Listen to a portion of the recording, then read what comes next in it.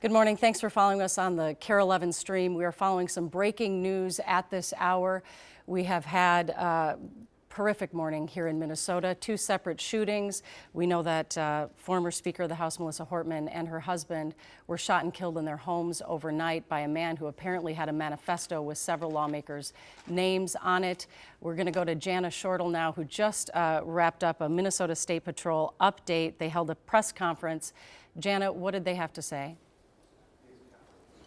Yeah, the State Patrol is saying very clearly and succinctly, they are asking you right now to not attend any political rallies or protests today. Let me repeat that. If you are planning to go to any No Kings rallies specifically, those are the rallies that were in opposition to the president and his policies, do not go to those out of an abundance of caution.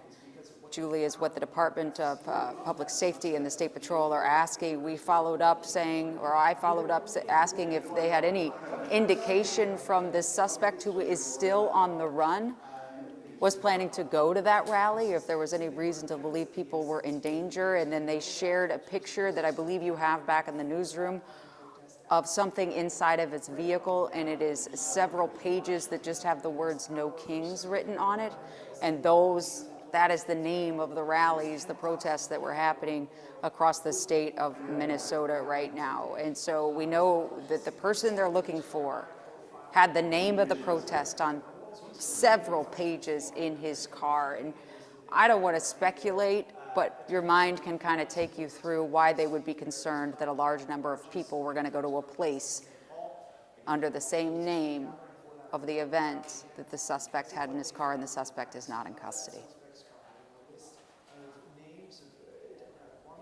All right, here we go. Our mics are hot. Sorry, Jana. My mic is not hot. Jana, I mean, those are all supposed to be starting shortly, is my understanding, and there are going to be maybe 10,000 people attending these rallies. We asked them. We asked them that. Yeah, I mean, I guess I can't fault them for timing. Yeah, but they saw obviously this is just that when car. they chose to. Oh, there we go. I agree. I mean, Jana, my question is this. It's confusing as to why. I'm sorry, we're talking over each other. Jana, my question to you is, during the press conference, did they talk about it all as to how this person was able to get away after shooting at a police officer through the back of the house?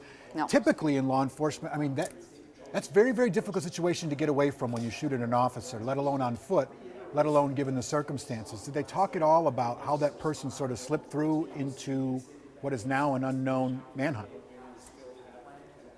Yeah, I think they are really getting close to the best, I guess, while the person is still not in custody. And they actually said individuals a couple of times this time. They wouldn't follow up on questions on if they just misspoke, or are they talking about more than one person at this time. Now, the event you're speaking to, I mean, as the way they laid out the series of events, you know, the suspect had been going to the people's front doors, and in this case, Speaker Hortman, former Speaker Hortman's house, and then you got to remember the officers that arrived at Hortman's house weren't arriving to a 911 emergency. They were just putting two and two together from a shooting at Hoffman that they go to Hortman's house. So they weren't coming in blazing, and then this person who they thought was maybe a police officer starts shooting and then runs through at that point what is an open house. That's the way I've understood it from investigators here. I know there were some questions back there at the station. I've been getting several on social media. I appreciate it. People can feel free to reach out to me about who's on the manifesto list that was in the suspect's car. They would not disclose if any of the people that were scheduled to speak at the rally were on it. I talked last time about people that have reached out to me saying they were notified that they were on it, and they told me that law enforcement has been saying that, you know, they're working with the people on the list, but they would also say that there are a large number of people on that manifesto list. So it's going to take some time to get to that and conduct a manhunt, who they say is taking up hundreds, if not more, officers across the entire state of Minnesota. So, Janet, do you get a sense of who is the lead agency on this? I know the FBI is involved. Are they the lead agency? Is the BCA? Do we know? I think just from the order of appearance and how they're speaking to us, the BCA is the lead investigatory agency. Drew Evans has been here. He's the head of the BCA. The person we just heard from is the head of the State Patrol, and they would have been in charge of, you know, crowd control and safety. That would have been their lead. So that is why they made the announcement about the rallies. And Julie, you make a good point. I mean, those were supposed to run from 11 to 1, so if you were going still knowing this news, you're already there. They have also told us, the Department of Public Safety said they've been trying to contact the organizers of the event, so don't be surprised if the organizers of the event have contact with higher ups at the state and say at the rally, hey, we're done, go home. But you guys can see, if I can, how many people actually showed up if they still had this news. Well, that's the point. So we appreciate what you just said and your reporting, Jana. So what we're saying is, folks at home, if you know someone who's going to one of these No Kings rallies, tell them please not to go, because that is what law enforcement is telling them not to do. They're not trying to silence their speech. They're trying to make sure that everyone is safe as an active shooter is going around Brooklyn Park as we speak. So normally that sounds like a wild statement, but those are the facts as we speak right now. So if you can, text, call a loved one, text, call your friend, and just let them know, hey, maybe now's not the right time for that type of speech, and maybe they can do it at a different time. Jana, what were you going to say? Yeah, and I was just going to add, Chris, I mean, they have evidence. They have the flyers that say No Kings on them scattered around the suspect's vehicle. What was that person going to do with those?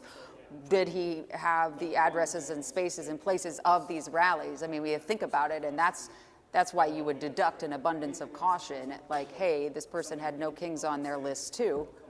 Don't go there. Yeah. Well, Jana, we heard some stunning details from A.J. Legault earlier, who had talked to the nephew of Senator John Hoffman and his wife, Yvette.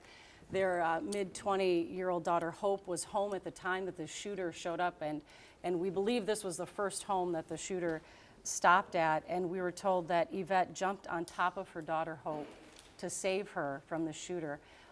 It seems that every detail that comes out on the events that unfolded overnight is more horrific, and in this case, heroic, than the last.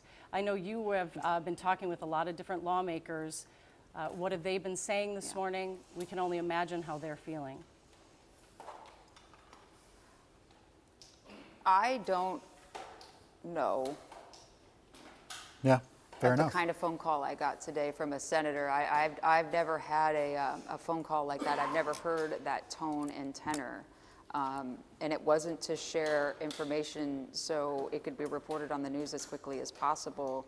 It was, this horrific thing has happened. How do we work together as politicians, representatives, public servants of our state with the media to get this information out there as quickly as possible, because it is a public safety issue, but as seriously for the state as possible. You have talked to several people already that I've heard, and I have as well. Melissa Hortman is a public servant. She dedicated her professional career to serving in our Minnesota State House. She worked alongside a Republican representative in a shared power agreement in one of the most divisive legislatures in state history. She was a professional, she was a mom. She gave her life to public service, and we talk a lot about public service on this show, and now we're in a space where, as Julie, you pointed out, I don't know how you get people that care about this country as a whole and its people, all of its people, to want to be in public service if this is the kind of country we're going to live in. And I heard that today from our state leaders in both parties. And then also, just as I shared with you previously, the wish and want of our leaders to come together, but the uncertainty right now is if it's safe to come together. Yeah. That's where we're at. Well, I thought you made a good point too, Janice, saying that these lawmakers are clearly all talking to each other as well, and they want to be together to support each other, and yet they obviously are not going to be joining together, including at these rallies today that were going to be held across the state.